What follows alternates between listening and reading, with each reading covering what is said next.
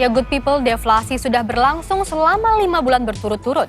Pakar menyebut sekilas tampak menguntungkan karena harga seolah lebih terjangkau konsumen. Tapi yang terjadi disebut bisa jauh lebih berbahaya. Badan Pusat Statistik mengumumkan bahwa Indonesia kembali mengalami fenomena deflasi. Kondisi ini pernah terjadi saat Indonesia melalui krisis moneter pada tahun 1998. Deflasi adalah istilah dalam ekonomi ketika terjadi penurunan harga barang dan jasa secara terus-menerus dalam jangka waktu tertentu. Sekilas tampak menguntungkan karena harga seolah lebih terjangkau oleh konsumen, tapi yang terjadi disebut bisa jauh lebih berbahaya.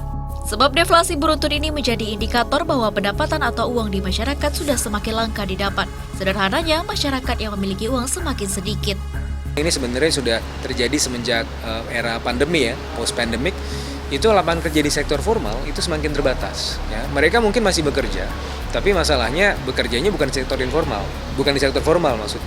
Nah, ketika mereka bekerja di sektor informal, mereka masih mendapatkan pendapatan, tapi masalahnya pendapatannya jauh lebih rendah, ya. Sehingga mereka pada akhirnya melihat bahwa ya harus ada prioritas dulu, gitu kan. Dan prioritasnya di mana? Di bahan makanan. Dan dari 5 tahun terakhir, ini posisinya justru meningkat, bukannya berkurang malah meningkat ya. Karena memang ya pertama income-nya semakin rendah, yang kedua memang harga bahan makanan semakin meningkat gitu kan. Dan hal inilah yang pada akhirnya membuat masyarakat terpaksa untuk melambatkan pola belanjanya selama beberapa bulan terakhir. Kondisi ini ditengarai karena membludaknya angka PHK. Gelombang PHK besar-besaran tak sebanding dengan pembukaan lapangan pekerjaan baru.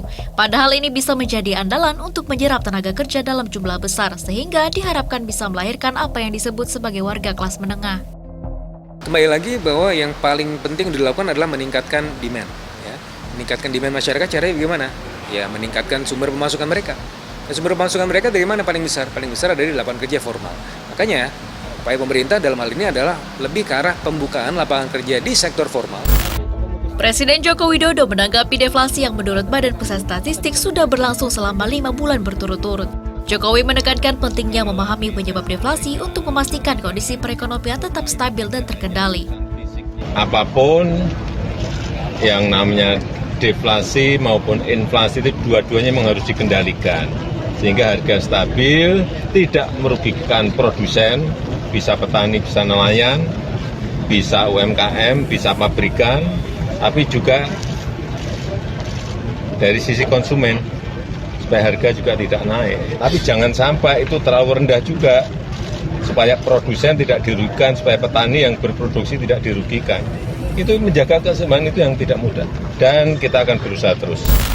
Mencoba menangkap situasi di lapangan, tim Netpo menyambangi salah satu pasar tradisional di wilayah Jakarta Selatan.